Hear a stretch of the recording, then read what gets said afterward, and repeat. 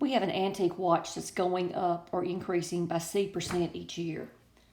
So let's say it was going up 5%. I'm making that up. So if it was increasing by 5%, you could change 5% to a decimal, which is 0.05, or you could also write it as 5 over 100. Now C%, I can't write that as a decimal, so I'm going to have to write it as C over 100. So let me erase that so my board's not so crowded. So they tell me that it's worth K dollars in 1992. And in 1993, let's look to see how much it'd be worth. Well, the way you figure out the increase amount, you take K, which is how much it's worth in 1992, and you add to that the increase amount. And the way you calculate how much it increases by, you take the current value and you multiply it times how much it's going up. In this case, C%, or C over 100. So then I factored out a K, and you're left with 1 plus C over 100. 1 plus C over 100, when you multiply that times the value, it's going to tell you how much you have the next year.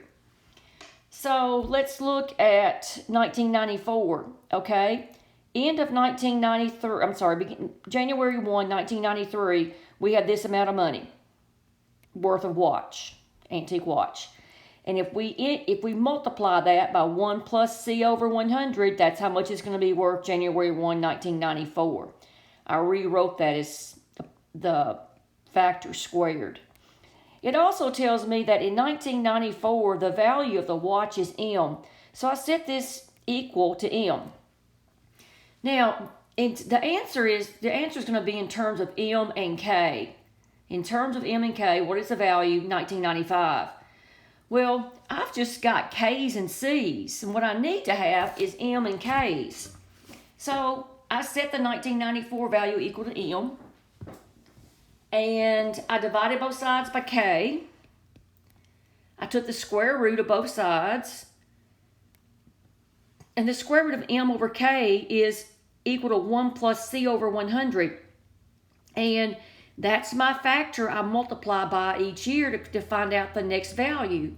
So in 1995, I take 1994's value, which is M, and I multiply it by 1 plus C over 100. But 1 plus C over 100 is also the same value as square root of M over K. And that will give me the 1995 value, and that's the third answer down, or C.